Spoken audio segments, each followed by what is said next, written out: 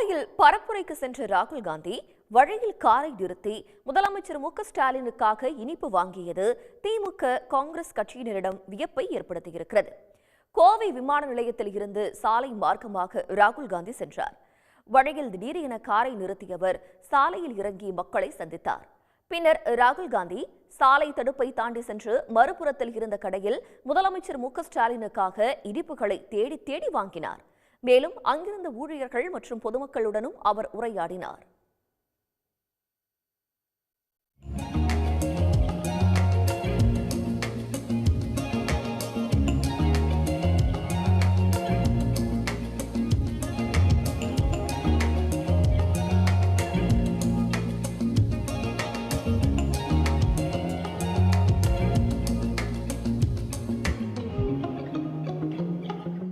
திடீர்னு ராகுல் காந்தி வந்தார். எதிர்பார்க்கவே இல்லை. ரொம்ப சந்தோஷமாக இருந்தது. வந்து எல்லா ஸ்வீட்டும் டேஸ்ட் பண்ணார். 1 கிலோ ஸ்வீட்டும் வாங்கிட்டு போனார். ரொம்ப மகள் நிகழ்ச்சியாக இருந்தது. தமிழ் வேறு வாங்க வணக்கம்லாம் சொன்னார். தமிழில் பேசினார். எங்கள் எல்லா ஸ்டாஃப் கூட க்ளோஸாக பேசினார். ஒன்றும் அந்த பந்தாவோ எதுவும் இல்லை. சிம்பிளாக இருக்கார்.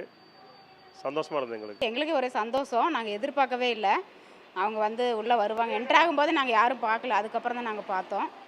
ரொம்ப சந்தோஷமாக இருந்துச்சு. எங்கள் கூட எல்லாம் ஃபோட்டோ எடுத்துகிட்டு போனாங்க. ரொம்ப மகிழ்ச்சி, ரொம்ப சந்தோஷம். எதிர்பார்க்காத ஒரு சர்ப்ரைஸ். ஸ்வீட் 1 கிலோ எல்லாமே மிக்ஸ் பண்ணி வேணும்னு சொன்னார். அது போட்டு கொடுத்தோம். எல்லாமே மேக்ஸிமம் அவர் வந்து தமிழில் பேசினார். அது ரொம்ப சந்தோஷமாக இருந்தது. எல்லோரும் மாதிரி ஒரு மாதிரி பந்தாவாக இல்லாமல் மக்களாக ஃப்ரீயாக பேசினார். எங்கள் மேலே தோளில் கை போட்டு எங்களை ஃபோட்டோலாம் எடுத்தார். ரொம்ப சந்தோஷமாக பேசினார். பொதுக்கூட்ட மேடைக்கு செல்லும் முன்பு ராகுல் காந்தி இனிப்பை முதலமைச்சர் மு.க.ஸ்டாலினுக்கு வழங்கினார். முதலமைச்சர் மகிழ்ச்சியுடன் இனிப்பை பெற்றுக்கொண்டார். அப்போது இனிப்பை வாங்க ராகுல் காந்தி சாலை தடுப்பை தாண்டி சென்ற தகவலை கேட்டு முதலமைச்சர் மு.க.ஸ்டாலின் வியப்படைந்தார்.